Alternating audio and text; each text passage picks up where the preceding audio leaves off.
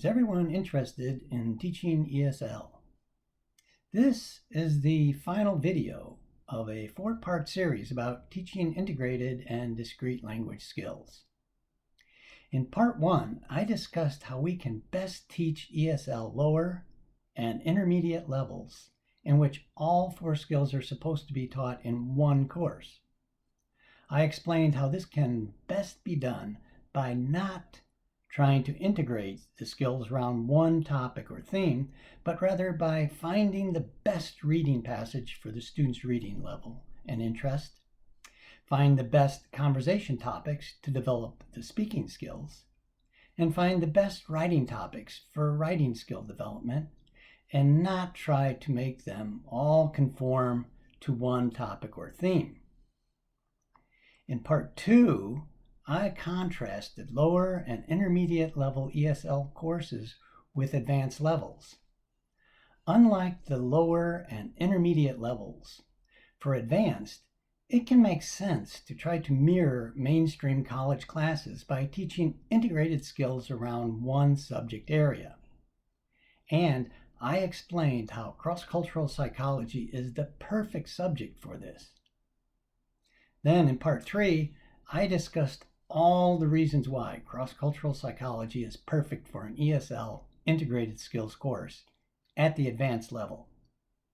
And finally, now in part 4, I'd like to share with you some sample materials that I think can illustrate how well we can use cross-cultural psychology to help our students develop the skills that they will need to be successful in mainstream college courses. In other words, non-ESL classes. You are welcome to use the link below to download the materials for free to use with your students. So let's get started. We'll be looking at 2 units. Both of these consist of an academic reading passage about some aspect of cross-cultural psychology, along with study guide questions. For each unit, we have questions for small group discussions about the reading passages. For these, we don't just put students in a group and give the groups a set of questions. Instead, these questions are formatted in a way that helps every student, even the most passive ones, participate. Then we'll look at some exercises to help students to develop techniques for writing academic papers using cross-cultural psychology as the subject matter. We'll start with the reading passage for the first sample unit. What students and teachers have found stimulating about the reading passages is that they don't just tell about some culture, behaviors, or norms, but they also explain, according to research, why these cultures have these norms. Before we look at some specific exercises, I should mention that all of these materials and activities are student-centered. This means that the teacher's role is basically to introduce the exercises that will be assigned, make sure everyone understands how to do them, and then, like a coach, be available to assist students as they work through the exercises. In other words, the focus of the class isn't on a teacher giving a lecture. The materials are designed to give students maximum independence as they do them. So, we start with the first sample unit with preview exercises to give students some schema for what they will be reading. The teacher will assign students to do the preview exercise, then to read the passages, then complete the study guide, and read the preparation for discussion. There is no need to take up time going through any of these with the whole class at this point. So here is part of the preview exercise. The unit starts with the study of 4-year-olds in the US and in 2 Asian countries, and their different norms for sharing that I talked about in video for part 3. So this preview will give them some schema for what they will be soon reading about. So here is the little preview that students will look at before they start reading the passage to give them some schema. So the directions just say, choose your answer to these questions. So number 1 says, imagine this situation. You are 4 years old. You are in preschool or kindergarten, and you are sitting at a table next to another child. Your teacher gives you a plate of 4 pieces of your favorite food on it, and the teacher gives the other child a plate with only 1 piece of food. What would you do? A, I would start eating my 4 pieces of food. B, I would give some of my pieces of food to the other child. C, I would give some pieces of food to the other child only if someone suggested that I should do that. And then number 2, and it continues. So these are, they're going to be thinking about these ideas, so then when they read them, they'll immediately be able to kind of relate to them. The first sample unit introduces 2 very important concepts in cross-cultural psychology: collectivists and individualists. After reading the passage, all the students clearly understand these and are able to relate to them. For this video, I'll just briefly explain them here. First, and this is important, no country is purely one or the other. But we can say that some countries have a tendency to have more collectivist characteristics, and others have more individualist ones. In collectivist cultures, each person decides what is best for him or her as an individual. They set their own personal goals. They are comfortable working autonomously, but still they do work in groups when needed, and they enjoy those too. Collectivists, on the other hand, focus on group goals and on what is best for the group that they belong to, and it's very important, personal relationships. The group could be, for example, their family or their classmates or their friends or team members. According to research, we can find the countries with the most individualist characteristics in North America and Europe, Australia, and New Zealand, and the most collectivist characteristics in Southern Asia, Confucian Asia, Latin America, Arab countries, and Africa. So, students begin reading on their own the passage. As I mentioned in the previous video, one of the great aspects of studying cross-cultural psychology in an ESL class is that students can immediately start to read about research and have discussions about it without first having to build background knowledge and learn content-specific vocabulary. This passage starts with the study of the 4-year-olds. After reading this experiment, students naturally want to know, why did they behave so differently? Why did they have such different norms for sharing? Then in paragraph 5, we begin to learn why. As you can see, the first sentence says, why did the children from Asia and America behave so differently from each other? And then we talk about how the cross-cultural psychologists explain this.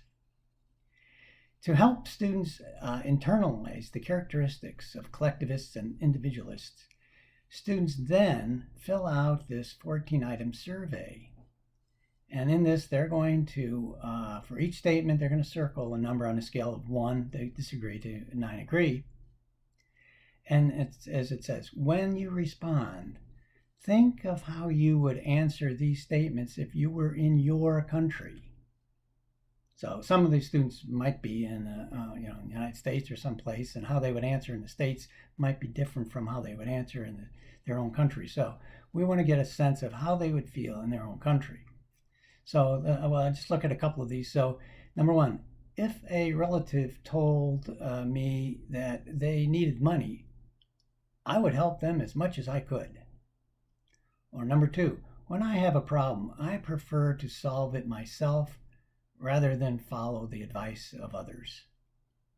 So let's skip down to number 5, give some other ideas. One of the pleasures in life is to be a member of a group. Number 6, the most important thing in my life is to make myself happy.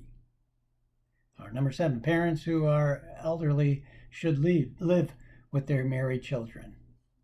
So as I said, there's 14 items for these, and they go through and fill out their score for each one.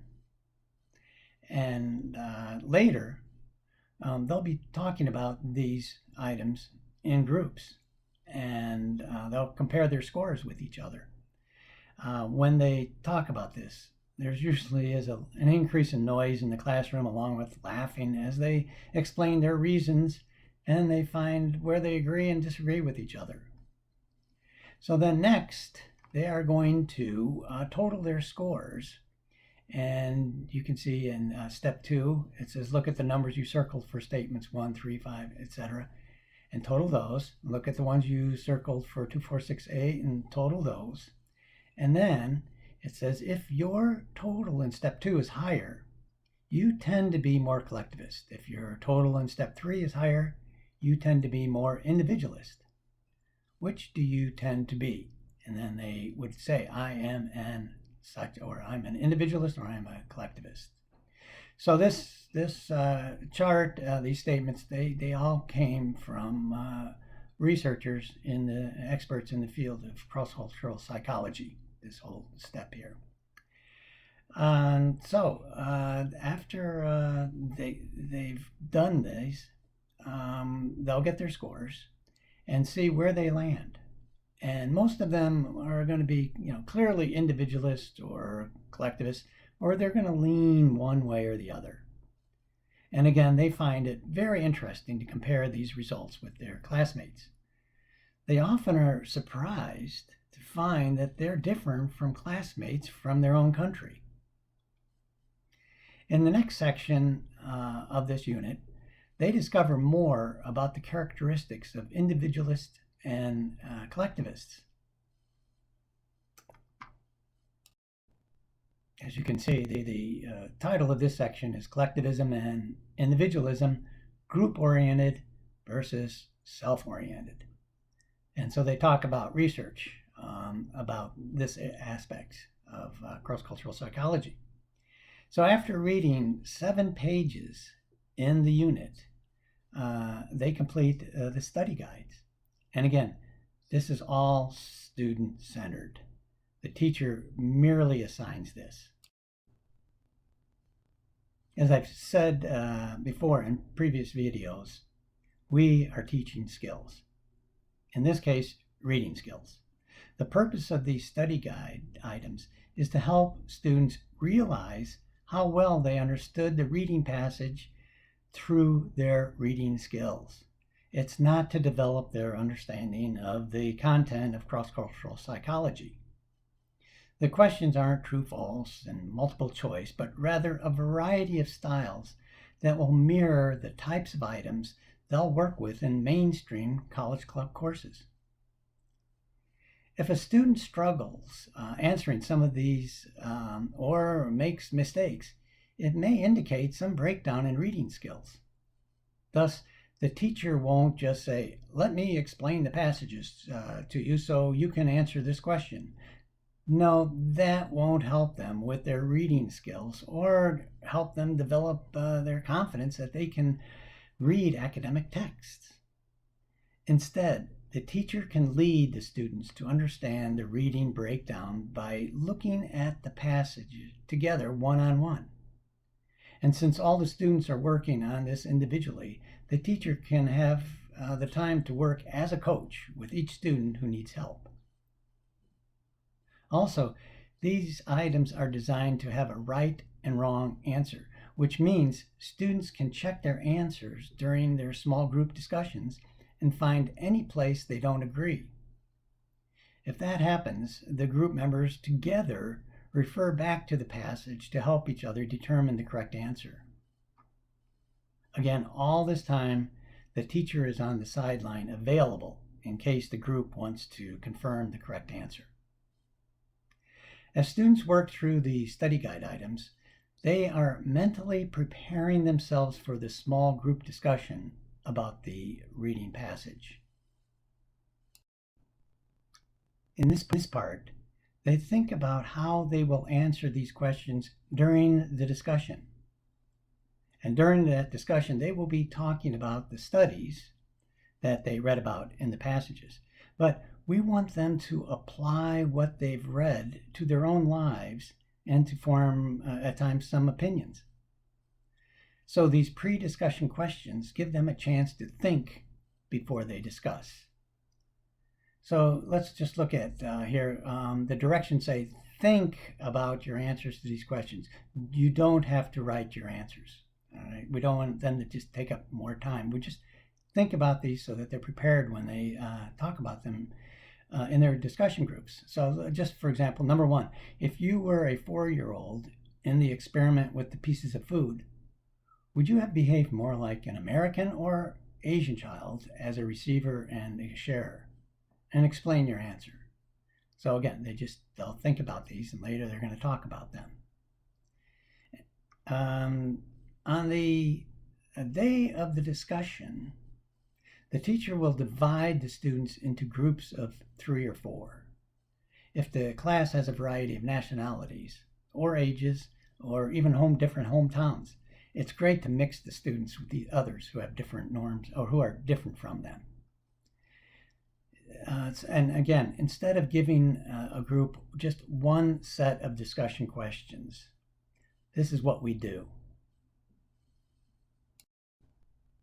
In the 3 or 4 students in a group are assigned to be student A, student B, or student C. If there's 4, you might have 2 student A's. And they're given a handout like this one for student A. As you can see, student A has questions 1, 4, 7, etc. And student B has questions 2, 5, 8, etc. And C has 3, 6, 9. They can't see each other's papers. So they need to listen carefully to each other, read their questions. This also makes it possible for all the students to feel like they're involved in the discussion, even the quietest students. In mainstream college classes, many teachers like to include discussion groups, which can help students learn the subject material. But doing this with our ESL students has a different purpose. As I've said, we're teaching skills, not content. So the purpose of our discussion groups is to help them develop the discussion skills they will need to be active participants in their college courses. In those classes, they'll need to use techniques which they've learned in low and intermediate ESL courses, such as answering with details, or asking follow-up questions, or asking for clarification, or giving understanding responses. So during these small group discussions in our classes, students will have many opportunities to apply these techniques when talking about something so inherently interesting and relatable as cross-cultural psychology. Let's look at the questions on student B's paper. You can see question 2 is referring to the study in the passage. In question 5, they summarize the study. So you can see in 5. For this question, do not look at your book. Summarize what the American 4-year-olds did with their pieces of food.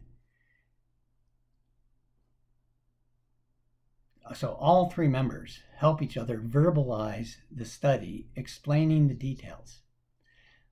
Later, when they do a writing activity, it'll be very easy for them to write a summary or paraphrase about this information that they read in their own words, because they've already done it orally here. If you look at question 11 says, this is a discussion question. All of us should answer this. When you were a child, did you treat your friends equally? Were there some children whom you did not like very much, so you didn't treat them well? Anyway, this question comes directly from the preparation for discussion questions that they had read the day before. These types of questions get all the students involved as they listen to and tell the details of their own experiences and ask each other follow-up questions. Look at the final question in number 22, which is on student A's paper. So here 22 says, let's check our answers to these. So our answers to the preview question on page 4 and study guide questions on page 27. And so they will do this in their groups, and if they don't agree or don't seem to understand the part, they'll go back to the passage again and help each other understand where the communication broke down or where they didn't understand a part. Again, this is all student-centered. The teacher's role is to be on the sideline, ready in case any group has a question. In many mainstream college courses, instructors like to have whole class discussions to help students better understand the content of their courses. Although we are not teaching content, we can use these cross-cultural psychology passages as a platform for helping our students develop the techniques that they'll need to be active participants in whole class discussions. One technique that will really impress their college instructors is to volunteer an answer. So that is what we can practice next. In this activity, the teacher becomes the focus of the class. Just as in mainstream college courses, the instructor is the main focus. So this is the handout that the students will get that will introduce this activity. So it starts by saying, as was mentioned in the previous unit about whole class discussion, college instructors tend to reward students who try to participate in these kinds of discussions. One technique that you can use to participate is to volunteer to answer. The technique can impress your instructor, and it will help them during the discussion. If nobody tries to answer an instructor's question, everyone in the class begins to feel uncomfortable. So volunteering is very helpful. So the first exercise says general topic questions. So in this, the instructor is just going to ask some general questions. And it says you should raise your hand and volunteer to answer. If the instructor chooses you to answer the question, then don't raise your hand to volunteer for the next question. After everyone has had a chance to answer a question, you can raise your hand again and volunteer. So that's how we're going to do this little practice of getting them comfortable with the technique of volunteering to answer. Then here is the instructor's script. So the exercise says general topic questions. The teacher will read first. We'll do some practice with this technique. I'll ask you some general topic questions, and you should try to answer, volunteer to answer. So these are real easy. Anybody can answer these. So what time did you get up this morning? And so the students will raise their hands to volunteer, and the teacher might choose 2 or 3 of them to answer. And then we'll read number 2. When you were in your country, what did you usually eat for breakfast? And again, they raise their hands. It's just kind of like just a fun kind of game almost that we're playing here. Get used to raise your hand and be willing to volunteer. Okay, and then we go to exercise 2, and in this one, the questions are going to be about the cross-cultural psychology that they read and they discussed. And so again, the teacher is going to read the question, and students are going to raise their hand to volunteer to answer. So for example, number 1, if you were a 4-year-old in the experiment with the pieces of food, would you behave more like an Asian or an American child as a receiver or sharer? Explain your answer. So students raise their hand and the teacher can call on them, and the teacher can ask follow-up questions, or other students can even ask each other follow-up questions. And then you go on to number 2 the same way as they're applying this. Again, we are not doing this activity to help students learn cross-cultural psychology. We're doing it to develop speaking technique. Then the final activity in this unit is designed to help students with academic writing. One of the most important skills students will need to have for writing college papers is the ability to use their own words when telling information from a source. In other words, to not plagiarize. To introduce this activity, instead of the teacher giving a lecture on the evils of plagiarism, we use an inductive approach to lead students to discover what it is. Just like the other exercises, this is student-centered. However, I kind of like doing these next to exercise 1 and 2, with the whole class in order to emphasize the importance of plagiarism. So you can see part 4 says a technique for writing good answers on tests. Use your own words to explain information from a source. And then it explains, just briefly, how it's very important that students need to use their own words anytime they use this, they are taking information from a source. And in exercise 1, they're going to read this little paragraph that a student wrote. And it's from their essay about learning a foreign language. So it says, learning a foreign language is a challenge. In my school, we studied reading, writing, speaking, and listening in the same class. I learned to read well, but not to speak. Aside from this caveat, the integration of the 4 skills is the only plausible approach to learning a foreign language.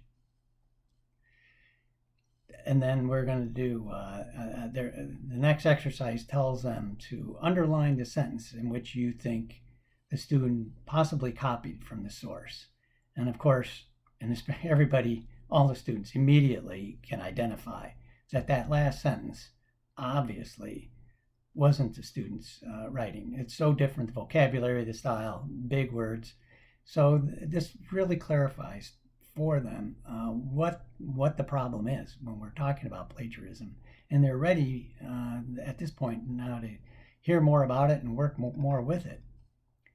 So in exercise 2, that's what we told them to do. And then we have a little explanation here about plagiarism. It says it's very easy for instructors to know when an ESL student plagiarized, copied from a source, because the style and vocabulary level is often different from the student's usual style and level. And they themselves just experienced this. They could see themselves where somebody plagiarized because it's so different. So it said the last sentence obviously is copied from a source. A good paraphrase would have been this: there were problems with this type of class. However, teaching all 4 skills in one class is the best method. That would be a student using his or her own words to paraphrase that information.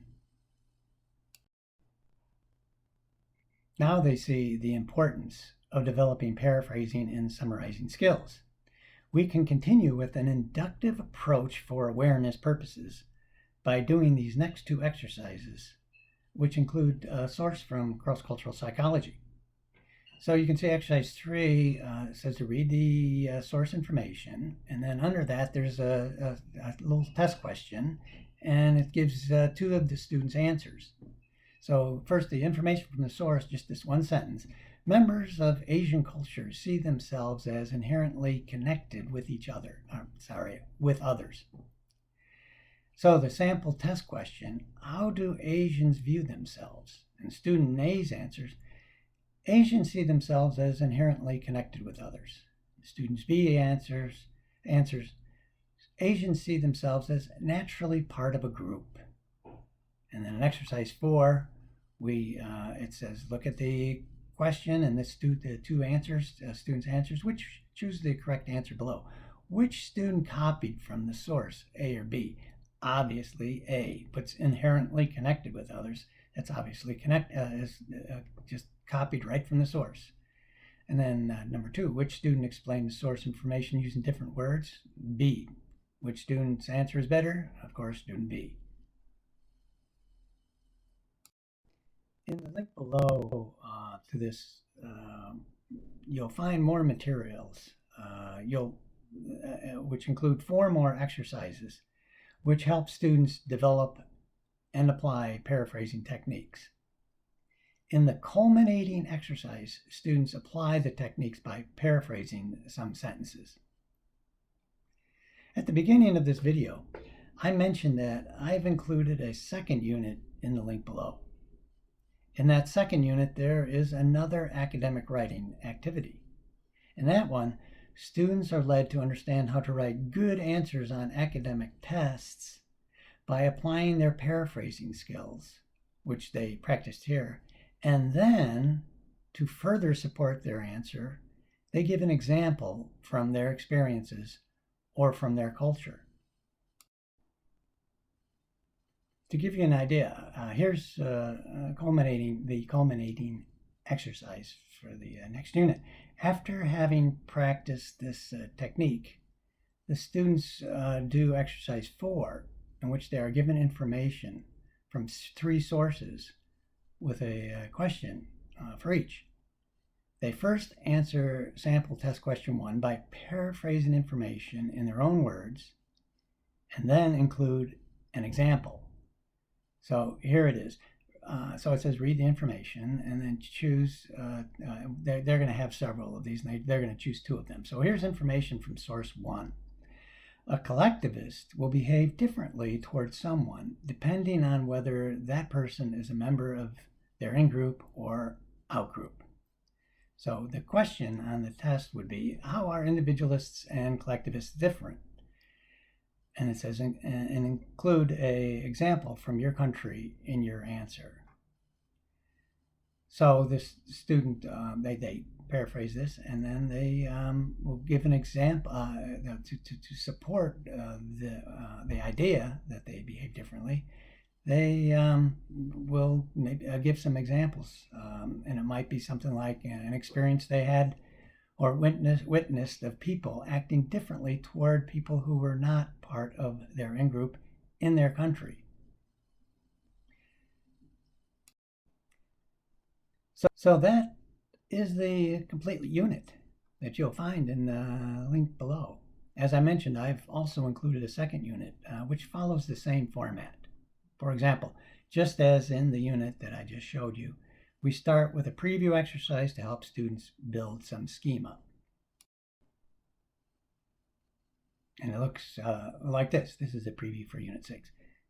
So number 1, if you go to a party, but you know very few of the other guests, how do you feel?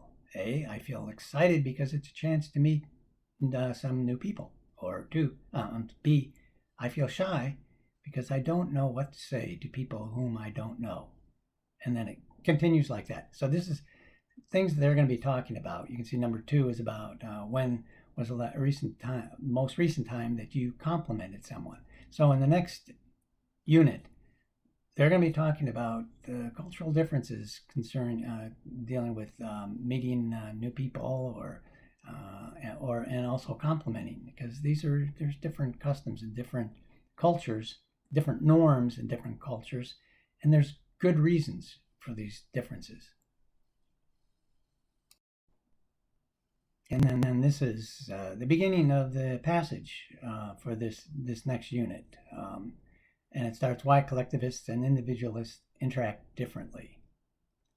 And you can see where it says Unit 6, 6.1, forming in groups, needing or not needing party skills. So that concludes my discussion of these materials.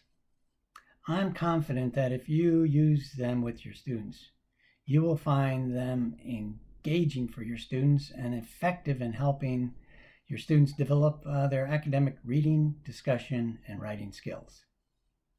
And I'm sure you'll see what a really great topic cross-cultural psychology is for ESL integrated skills courses. And I think you'll see that for the teacher, these materials are very stimulating and fun to work with. So thank you for watching.